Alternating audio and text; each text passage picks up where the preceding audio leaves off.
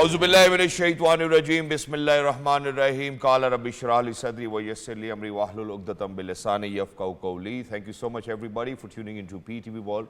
You watching World this morning with me. I'm really lucky that I've been joined by Miss Eesha Rehan. Assalamu alaikum, Eesha. How are you doing today? Wa alaikum salam, Shahzad. I'm doing wonderfully well. How about you? How are you feeling Absolutely today? perfect. And certainly, you know, this is your very own Shahzad Khan. But ladies and gentlemen, overnight there are things which I do believe have taken another turn. And in terms of friction in between Pakistan and India, there's a lot which needs to be discussed. And that too, India, in the name of the Pahalgam false flag operation, is actually trying to sponsor terrorism within our own country. And no matter what, our country, our government and our armed forces will never allow that to happen. In addition to this, overnight, we had a press conference by the Information Minister, Mr. Attar. I would want you all to hear that first, and then we'll continue with our program. Let's go. Let's take a good listen.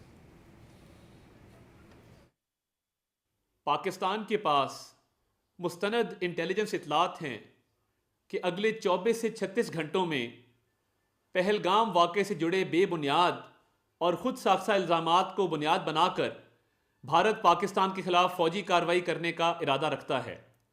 Pakistan Bharat का खित्ते में मुद्दई, मुनसिफ और जल्लाद का खुद साख्ता किरदार सख्ती से मुस्तरद करता है।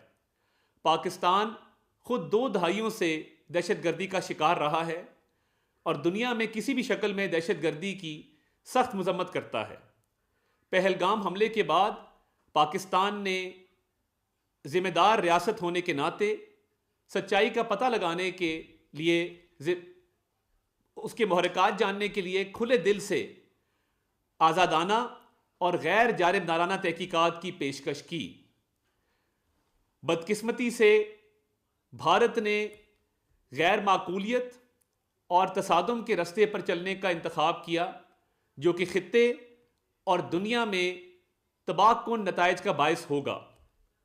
गैर जानिबदाराना तहकीकात से फरार बज़ाते खुद भारत के असल मकासद को बेनकाब करने के लिए बड़ा सबूत है।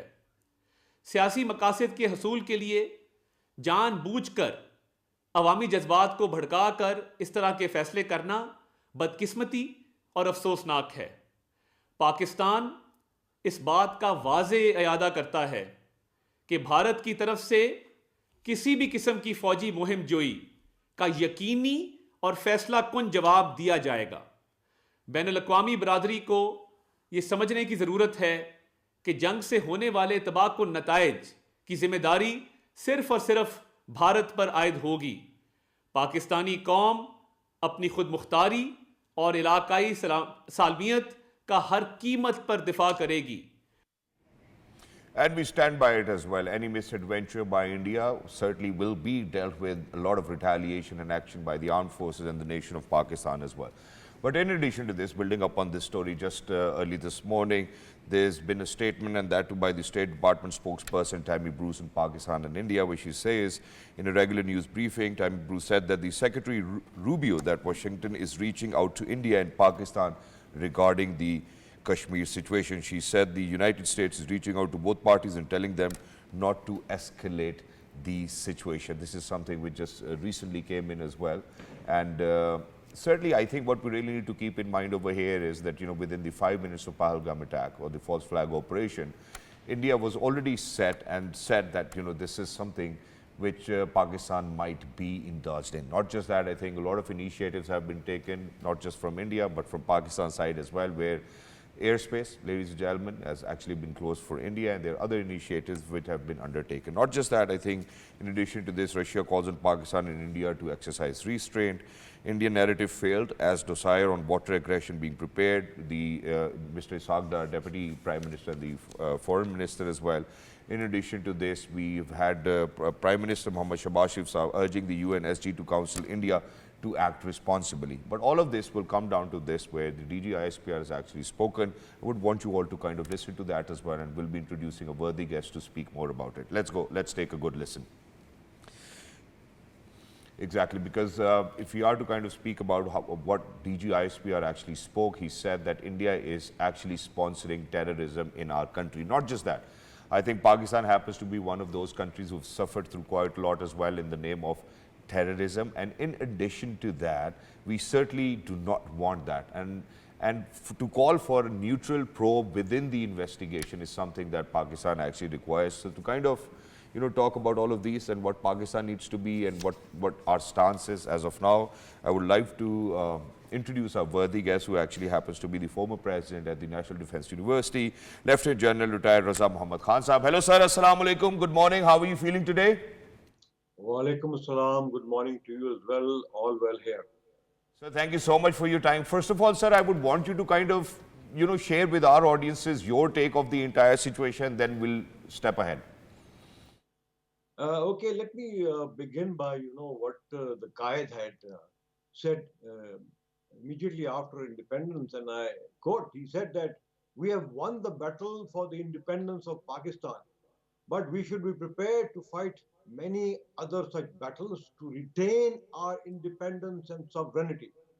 And I think the nation believes in this, and I think we are prepared to offer any sacrifice for our defense and our sovereignty. If there is any misadventure from India, obviously the government of Pakistan, the armed forces, and the people of Pakistan are ready to absorb, repel that aggression, and then to respond to it as we did in 2019. And I think the government of India needs to understand this. The Qaid had also given us, a panacea of how to repel that aggression, from the nemesis, both internal as well as external. And he said that you could beat these challenges through unity, faith, and discipline of the people and the nation. And he added two other components to that. And he said you can also do that with courage and confidence and belief in our cause, which is righteous in this case, because we are aware, that there are elections coming in Bihar in October or November, where Modi he's not popular, and he wants to win that elections by hook or by crook, as he did in 2019, to win the national elections. And I think the international community needs to know why this situation has been created. It wants to use its armed forces for political purposes, and it has blamed Pakistan for such kinds of actions in the past as well. So once again, I would say we are prepared to meet and to repel any aggression, but India needs to understand that while the Pakistan armed forces may not be able to match them in numbers, but we certainly have better training, better morale, and belief in our cause, the righteousness of our cause.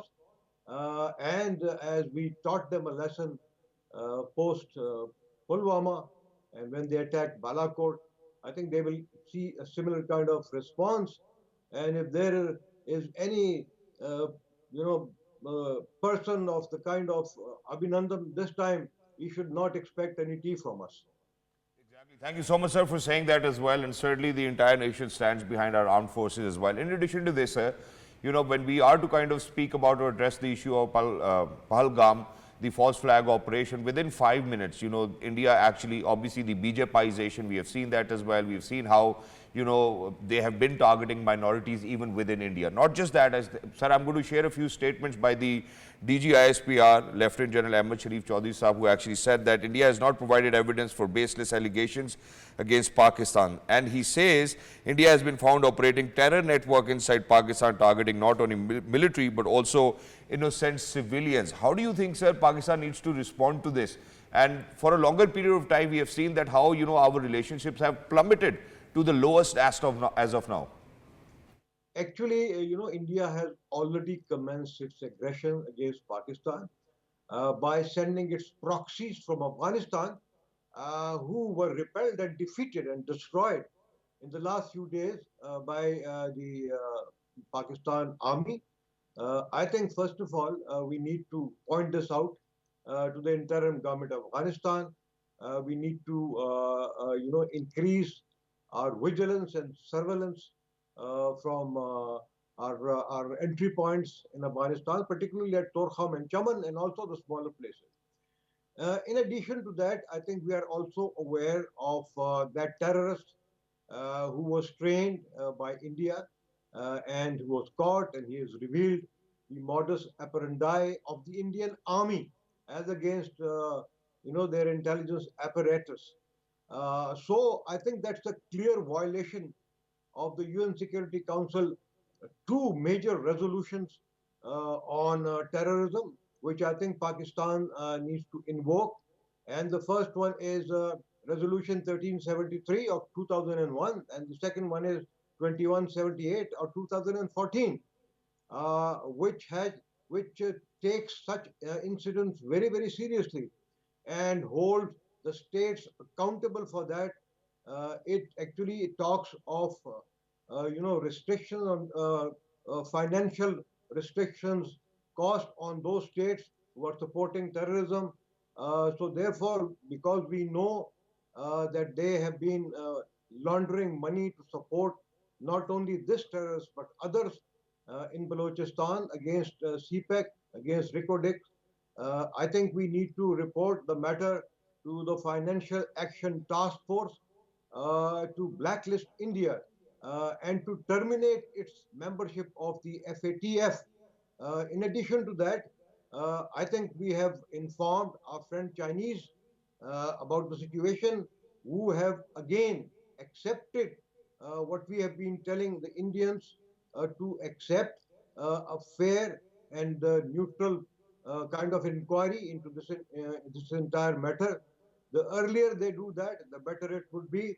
The US, as you said earlier, has also cautioned restraint to both India and Pakistan, although in this case, Pakistan is actually very stable and very confident, and it has not initiated any action against India. India, it is on Indian media today that it is talking of Pakistan attacking its post in India, which is again very big false news. They have been doing this even in the past. When I was in service, posted in Kashmir, they had actually attacked one of our posts. But at the same time, ZTV, it was announcing that Pakistan has carried out aggression against their post.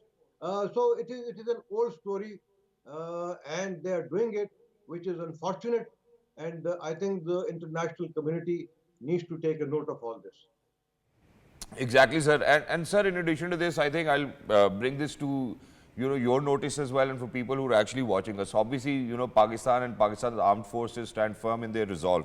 But sir, this just came in as well, where in a major development, the Indian government has relieved Lieutenant General MVS Kumar of his position as commander of the Northern Command after he is said to have been against immediate military action against Pakistan in the wake of recent Pahalgam incident, which is widely suspected to have been a staged or false flag operation. And sir, why would India not want to have a neutral probe or look into the situation first, or find a shred of an evidence, how DG ISPR actually mentioned this day before yesterday or yesterday? So it's obvious that they're trying to hide, their own complicity of killing their own people, as they did, in 2019. Even then, it did not accept our offer of, an independent inquiry. So this is only unfortunate, and I think the Indian people, the Indian media, the Indian opposition needs to talk more about this, and they need to ask the rationale of not accepting this offer, from Pakistan, from the Indian leadership. And if they are not doing this, again, they are complicit, in bringing instability to the entire region and particularly to India. India needs to know that, when they are talking of holding the Indus Water Treaty in abeyance, they need to know that all their dams, which they have constructed so far, were because Pakistan agreed, to giving the eastern rivers to them in Kashmir, and Kashmir still is a disputed territory. And we also know that the western rivers are also in disputed territory. And if they try, to deny that water to us, then the people of Kashmir there, they would rise for two reasons. One, that they are not accruing any benefits from the constructions of those dams in Indian held Kashmir. Uh, their lands are not being irrigated from it. Most of the electricity goes to mainland India.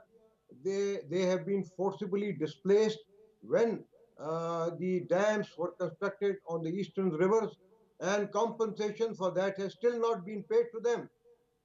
So I think they would know what will be the response of the people of Kashmir on this issue. So I think better sense needs to prevail there. And if this Lieutenant General, who was Commander Northern Command, did not deny, did not listen to what their politicians were telling them, I think he did the right thing. And if he had done that, obviously it would have the attacks would have been repelled, and in any case he may have been blamed again. So he showed courage not to undertake any political directions which were not in the interest of national security, in interest of India. So I think they are handling it, and I think their handling of this issue is being, I think, ridiculed not only inside India but outside as well. And the people of India and their media, their jingoistic media, needs to understand all these realities on ground. Exactly. And sir, obviously, I think in addition to this, to look at it where India is actually trying to avoid a credible probe into the investigation, I think what they want to do over here is probably gain political mileage. And I think that's not beyond anything else. And in addition to this, I think what we really need to kind of talk about over here is how they certainly want to disturb the regional peace. So it's not just in between India and Pakistan. I think it's the entire South Asian continent that we are speaking about. But sir, having said so, where our respected information minister said that in the next 24 to 36 hours, we anticipate that there might be a misadventure from India's side. What are we looking at, sir? Are we looking at a strike? Are we looking at a converted operation? Are we prepared for that? Where are we in this condition? Uh, I think we should be prepared for any kind of misadventure, as they have been doing it in the past. You will see certain efforts, at sea, and we have already seen that one of the aircraft carrier it tried to come closer to our economic zone, and it was repelled by the Pakistan Navy. They may also try, to repeat their mistake of, airstrike against some areas in Pakistan. That will also be repelled because the airspace is closed, and we will be able to identify what they are doing, and they will get a bloody nose. As I said, they are preparing ground, for incursions inside in Indian held Kashmir, and on our side as well. And for that, I think our people are ready. And as I said earlier, we will repel them. And if they undertake any other misadventure, like sending missiles inside Pakistan, I think we will respond in kind. Remember, their efforts in missile in 2000 and I think 19 or 20, when one of the BrahMos missile was fired, and it landed somewhere in Khanewal, and it endangered, I think about 10 international airlines, their flight safety was in danger. And the excuse that they gave was that it was a mistake. I mean, mistakes in such kind of, firing weapons, it should not have been accepted by the superpowers, by the permanent members of the UN Security Council. Unfortunately, nothing happened to them, but we know their capabilities, in the standoff weapon systems, which include missiles and drones and other equipment. And I think we will repel all of them if they attempt any kind of misadventure. Exactly. Thank you so much, sir, for being with us. Lovely to be in conversation with you, and thank you so much for sharing the latest updates and what we need to do and how we need to respond to it. Thank you so much for your wonderful contribution. We were in conversation with Lieutenant General retired Raza Muhammad Khan, who happens to be the former president of National Defense University. Not just that.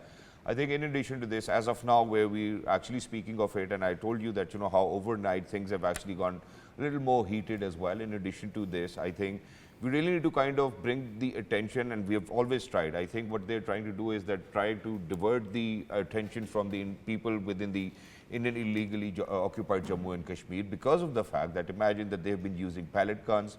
Since 2019, Kashmir has been under siege, no matter what. And I think that's what terrorism is. And India has always been facilitating terrorism wherever it may be, probably in this region or in this part of the world.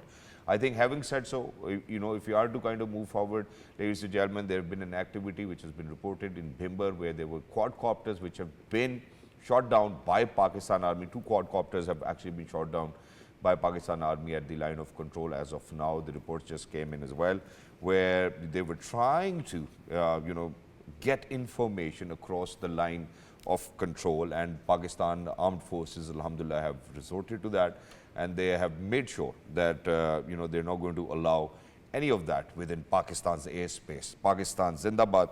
And in addition to this, I think there's a cyber warfare which is going on. Madam Shahzad Fatma has actually reported that too. We have had the State Department spokesperson Tammy Bruce in Pakistan and India to speak about that. We need to retreat. But Madam Shahzad Fatma has actually spoken about how there's been a cyber warfare, and India is actually trying to kind of get into it. And, they're trying to kind of hack our official public websites, and our IT experts are at it and making sure that they probably do not stand a chance. I think in addition to this, what we really need to kind of speak about over here is how our Prime Minister Mohammad Shahbaz Saab has urged the United Nations Secretary General to counsel India to act responsibly and exercise restraint. I think that's really important for regional peace. During a telephone conversation with the United Nations Secretary General, the Prime Minister stated that Pakistan would defend its sovereignty and territorial integrity with full force in the event of any misadventure by India. He reaffirmed Pakistan's condemnation of terrorism in all its forms and manifestations, and highlighted the significant sacrifices the country has made in the global war against terrorism. Ladies and gentlemen, to speak further about it, we're very lucky that we've actually been joined by Major General retired ZAHID Mahmood Sahab. Assalamu alaikum, sir. Good morning. How are you feeling today? I'm good, Shahzad. Thank you very much. How about How's your morale, sir? Always high. We were looking forward to, I think, such a thing coming up, to be very honest. Look forward to. All right. But, sir, I think, because earlier we were in conversation with Lieutenant General retired Raza Muhammad Khan Sahab as well, and he said that India certainly wants to gain a lot of political attachments or the emotions of the people. They want to play with the regional peace and whatnot. How do you see the entire situation of the Pahalgam false flag operation? Shahzad, this has always been India's wish. They wanted to get out. There are 3-4 things, actually, objectives which they are achieving through this. Number one is that the Kashmir issue, which is the major issue for India. They want to cover up whatever they are doing inside Kashmir. So they want to relate this this legitimate effort of the Kashmiri people with terrorism. And then they themselves are using terrorism as the lead instrument of their policy pursuits. So they are now, everybody knows that they are the transnational terrorists, whether it is their application in Canada, their application in United States against Gurprat Singh, their implication from US court, even the Amit Shah has been implicated, Ra has been implicated. Then Canadian, you all know that whatever they have been doing in Qatar, Doha, their naval officers few years back. Then they're using the soils of Afghanistan and Afghanistan interim setup. They have their clients there in the form of TTP and all the elements which are involved in the friction in Balochistan, BRA, BRF. And now even they are trying to have an ingress into the social disruptive movements which are there in Balochistan. I'm talking about the BYC. And now yesterday, after whatever has been shown and whatever has been revealed to the world by DG ISPR about their involvement using Pakistanis, using their own serving military officers in espionage and other terrorist activities. So this is their lead instrument. They want to cover up on that. They were also trying to get out of this water accord. So to achieve all this, to cover up their own unfortunate Hindutva application, they have crafted this. So this is a very well crafted strategy. They have come out with a false flag operation, and Pakistan was cognizant of whatever was happening. But alhamdulillah, we should be very confident that Pakistan has the requisite response, and if they'll undertake any misadventure, that will be paid back to them in And maybe certainly, little sir, more we coins do know, than whatever they are certainly, planning. sir, we do know for a fact that Pakistan, may it be Pakistani nation, may it be Pakistan armed forces, we will never shy away from that. But sir, in addition to this, there are a couple of questions which I'm going to pose your way. Now, the DG ISPR said that a forensic analysis of the retrieved materials showed irrefutable evidence that could be examined by any credible independent agency. Why do you think, the fascist Modi regime is actually shying away, for credible independent examination? I mean, what's the harm in it? So I think that they certainly have a motive. What they did was to kill their own people within the Pahalgam place, whatever they might refer to it as a tourist or whatnot. Why do you think they're shying away? Why do you think that they're blinding away from an examination of the irrefutable, whatever is left over there in the Pahalgam attack? Look, Shahzad, we all know that this was a false flag operation. So this is a crafted qasas balai for the friction. They want to have this kind of a friction. They want to create a friction because they want policy capitulation from Pakistan. So once they have this is part of their plan. Why would they go? Their plan is not the conflict resolution of the conflict, Yep. So they're not going for the conflict resolution. They're going for the friction because this is suiting their political objectives. They have a stress inside Kashmir, and since long they want to get complete control of the Indian illegally occupied Kashmir.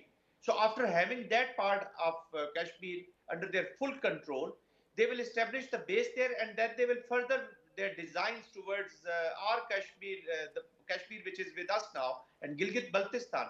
So there is a method behind this madness. So this purposefully they are, why should they?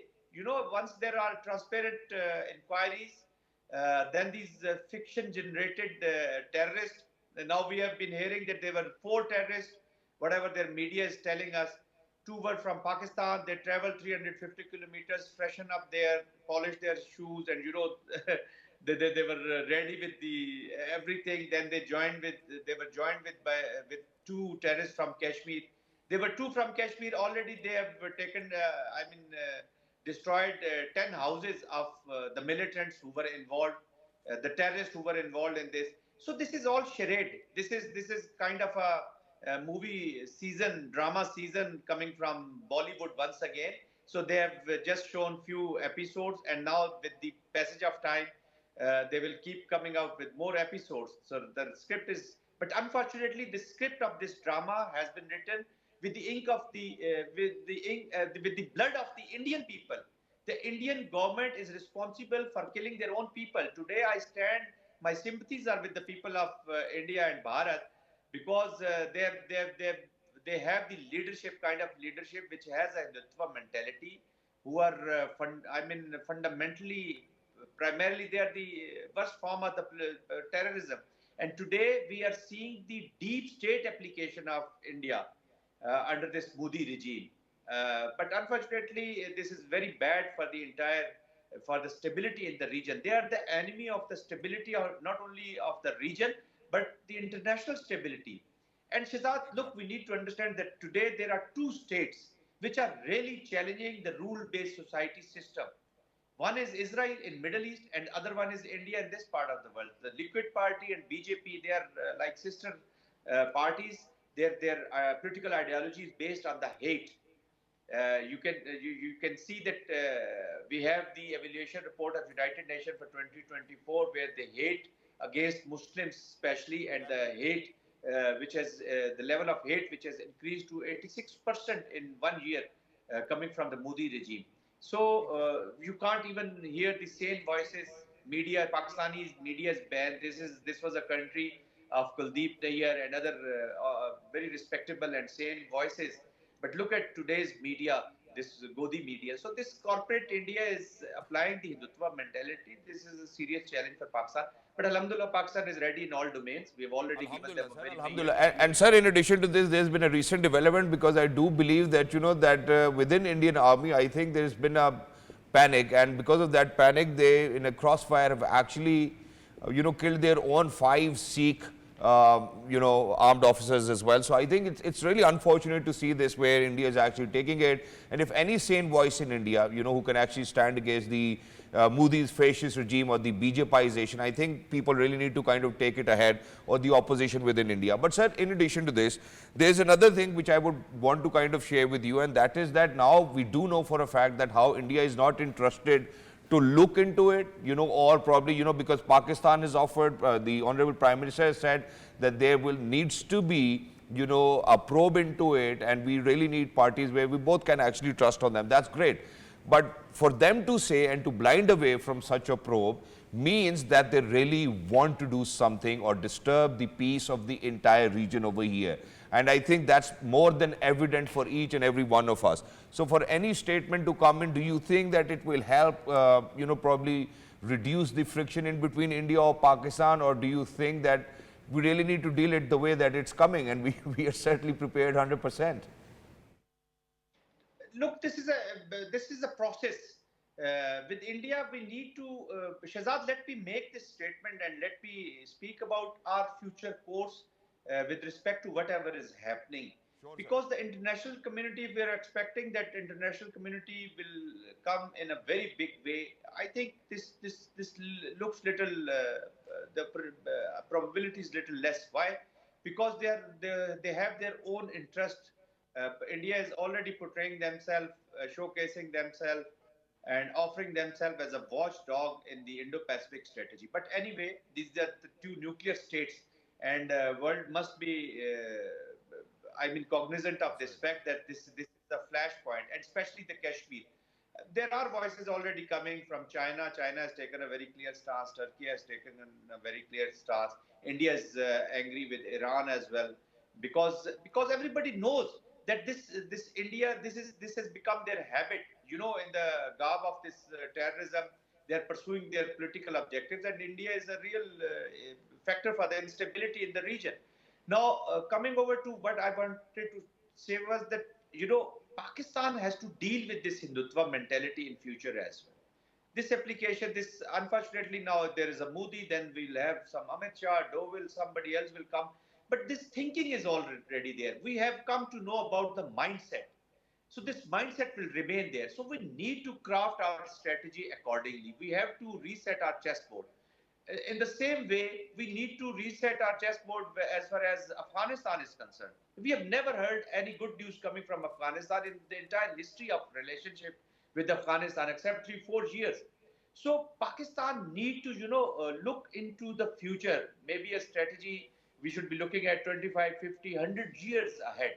So we need to amend our own policies accordingly, and we need to create an environment where our where the spaces where we feel little tight, or where we feel little stressed, like the economic spaces, like this political polarization in the country and other things. We have to put our things in order to to once and for all to address this issue. War is not the solution. War is never a solution. Even if we have war with India, at the end of the day, these two countries would be talking. After 20 years of Washington's application in Afghanistan, look what was the end. Now, in this, the Afghan Taliban, they were dictating the terms. In this case also, now the initiation of a conflict, of a war is very easy, which India is doing. But who will end the war? That God knows. And inshallah, I can guarantee you the end will be coming from Pakistan, the end of the war. That script we will write. How we will deal with this India. We will, you have already declared Kashmir is a vital interest. our sovereignty is a vital interest, our geography is a vital interest. Likewise, we have already declared that Indus water is our red line. It is national vital interest. Implication is that Pakistan will use all available means at its disposal to pursue its policy objective and to protect, guard its vital interest in all aspects, across all Exactly. spectrum, to all Without a doubt, levels. sir, without a doubt. Thank you so much, sir, for your time. Thank you so much for being with us, and thank you so much for sharing with us, what you thought and how Pakistan really needs to kind of come across this situation where India, unfortunately, the Modi fascist regime or the BJPization, and I think that today is the time that all of us Pakistanis even reflect upon why, the two-nation theory was important for us. And not just that, I think in addition to this, our Chief of Army Staff, Alhamdulillah, has been a strong advocate of the two-nation theory. We do identify, we realize it as well, why it was important and how the fascist Modi regime within India have actually targeted minorities over and over again, massive killing of Muslims, not just that, any other minority which was present within India. I think in addition to this, what we really need to say over here is that may whatever come our way, ladies and gentlemen, may it be the Pakistani nation, Pakistani armed forces, or the entire Pakistani political arena, we are all set, we are all ready, and no matter what, if somebody will see with an evil eye and kind of risk our sovereignty, ladies and gentlemen, they will get a befitting response no matter what. We are heading out towards a short break. Don't go anywhere. We'll be right back.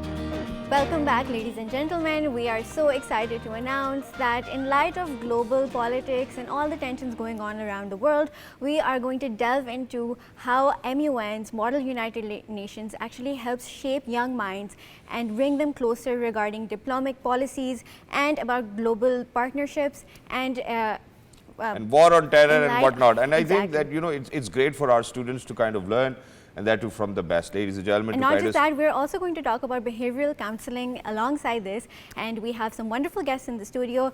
We will start off with Ms. LUBNA Malik, who is a behavioral counselor, and then we have... Assalamu alaikum, madam. How are you? How Good morning. Thank you so much for joining us. Wonderful to have you over here. And on my left-hand side, ladies and gentlemen, which will be your right, we have been joined by MAHAD, who is a debate coach, and then we have ARHAM, who is an avid debate participant who has received a lot of awards in different MUNs. Exactly. So let's All right. get started, madam. First things, obviously, because you happen to be a behavioral counselor, how important it is for anybody to go through behavioral counseling?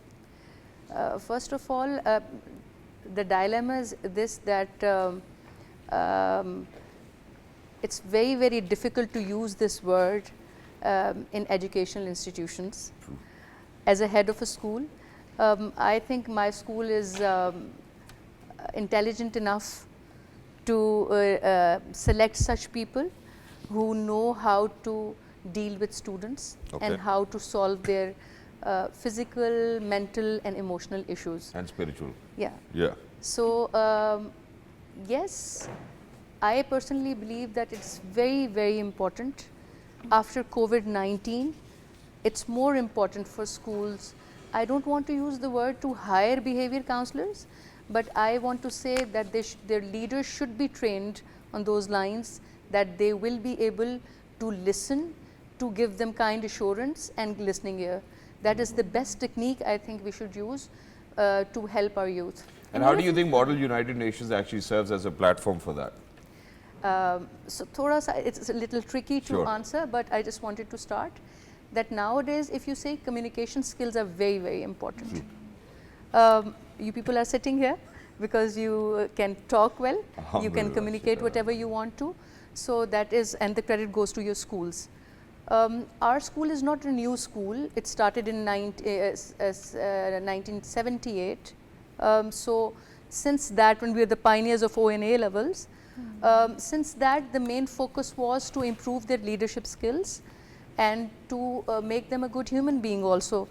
other than do exceptions in academics. So for that very reason, we have coaches, very trained coaches. Wonderful. Who are coaching our students from grade 5 to grade to A levels. They have special sessions after their schools in which they are going to learn about diplomacy, about the most important what is going on is conflict management. Exactly. And thank you so much for saying that as well, because just now we've actually been joined by a debate coach too as well, so I'm going to move on to him as well. Mahad, you yourself look like a student to me. How can you be a coach? So what are you doing so extra and special that I wasn't able to do when I was this years old? Yeah, I feel like it's a question of how involved are you in the process. So for me, debates wasn't something that I used to do out of an extra thing that was sort of projected onto me. I like debates, and I feel like debating is a much more holistic sport than we consider it to be. People usually think of it as something that teaches you argumentation, critical thinking, but it goes way beyond that. Okay. So for example, it teaches you how to, at such a tender age, act professionally in a diplomatic environment. So for example, in MUNs, you learn how to engage in a very diplomatic sort of a discourse. And that sort of really inculcates the ideal qualities that an individual maybe, goes on to learn in their 20s, in the 30s at such a young age. And when you have that, you automatically stand out. And when you sort of, get that kind of a training, you want to contribute towards, the younger generation. And for me, I graduated in 2023. I completed my levels from LGS. And after that, I immediately realized that this was something that I need to continue. Exactly. Not just for my own sake, but so that whatever I sort of learned and whatever I benefited from, maybe if, if the road sort of supports me, I can impart it to the next sort of people. I think that's great, and I've got a very interesting story to share over here, because imagine that when I started my TV career, I would always look up to people and how they would dress up, how their hand gestures were, whether they are closed or whether they are open. And I got an opportunity to go to, or probably host for the Honorable Prime Minister of the country, and I could see how the Prime Minister was standing, how his stance was, and how his hand gestures were. So we had to kind of learn it while we were at our jobs. And I think that's something which actually, took us a lot of time to kind of realize that what's the right way of doing it. Yeah, We Mahad, yeah. you highlighted how when you are doing MUNs, you need to represent different diplomacies, and you have to represent different countries, even if you don't agree with their ideologies. So how do you prepare your students to actually take on this persona, and how to split apart their personal ideologies from what they are representing during debating? Okay, so first of all, you need to stress upon the gravity of the situation. So for example, in an MUN or in a normal debate room, they're not just there to sort of debate or quarrel amongst themselves. They're here to, and they need to understand they're here to represent countries. And when you sort of take on, certain policies, certain mindsets, sometimes they might not go with what you think as an individual. And that's all right, because of course all of us have different, sort of mindsets, but at the end, it's a collective interest. Right. So in my classroom, I sort of tend to instruct my students as to just listen and see how things work on a global scale, because it's very easy to let individualism creep in and sort of think, if this is what I am thinking, maybe this does not align with my interests. But on a global scale and on an international level, when things are so complex and complicated, how do you as an individual fit into that and adapt to that and sort of then use it to your own advantage? And I feel like when you present it to them as a challenge, students are much more likely to see that and respond to it. Exactly. You have described that very beautifully. I would actually like to share a fun story of mine, that when I was in school, in my debate society, my debate coach would actually teach us this technique of how to go against what you believe. So for example, if there was any law in Pakistan that is illegal, so we would have to actually debate against it, and we would have to convince him to legalize it. Yeah. Or even it could be something personal as well. For example, if I don't like pineapple on my pizza, I would have to argue why pineapple should be Who puts pineapple on pizza anyways? I have never seen pizza, with a pineapple. So I think this is a very effective technique. The only thing I think we have hated growing up was that pineapple cake that, which was readily available on the Black Forest cake. But I'll move on to ARHAM now. So ARHAM, alhamdulillah, first of all, congratulations that every MUN that you participated, you've come back home with an award. You make your school proud. How you as a debater think, or probably agree with what you know, Eesha just mentioned that there are things which you certainly do not align with, your morals, you know, your ethos and whatnot, and still there you are because you've been given a topic and you're debating about it. How does it feel to be on the stage and talk about something which you do not believe in yourself? Now, And where do you bring that conviction from then? now, for me, I feel like debating has always been a sport. So, as students, you know, while we play football or cricket, it's also important to have a bit of mental gymnastics mixed in there. That's what debating is for me, a mental sport. True. A workout for your brain, essentially. So, in the sense that you have to put yourself in situations where you wouldn't normally find yourself in, right? Taking the example of a model United Nations, where, for example, you're the delegate of USA, and you have to, you know, talk about issues where you wouldn't essentially find yourself or your community aligned to, but you develop those critical thinking skills to imagine yourself in those situations, and you really get creative with those solutions. And I think that's all exactly about. that we require as well, critical thought processes. And unfortunately, madam, when me and you, we went to school, you know, hardly if we ask a question on the teacher, tum baith jao. Yeah. You know, so they would never allow us to use our brain or rewire it, you know, the way it needs to be. How important it is for our future generations to be instilled with such critical thought processes where they could decide for themselves at a very younger age what is good for me and what is bad for me? It's very, very important. The thing is, I was talking to one of my students, and we were talking about the triggers and everything. The sad thing is that as a nation, we are a very aggressive nation. While we are talking about, even we are talking about food, this is my favorite, this is not my favorite, or this why I want to eat it, this I don't want to. Us level tak we are very aggressive. So talking about that, this is the high time when we should realize that we should give listening ear to students, number one, and to train them. Talking about model United Nation, in Pakistan, it started in 2006, if you know the history. Exactly. So this changed the whole scenario. Yep. The most important thing is that in MUNs, there is global village. You should know that people are different, but they're human beings. True. To accept the fact that acceptability is very, very important. Adaptability is very, very important. True. Okay? And thinking on those lines when you're saying that you don't like it, but be in their shoes and then realize how things are. Yeah, how things must be. I think thank you so much for, you know, raising this point, because I do believe it's of utmost importance, because my daughter, alhamdulillah, participates in MUNs now.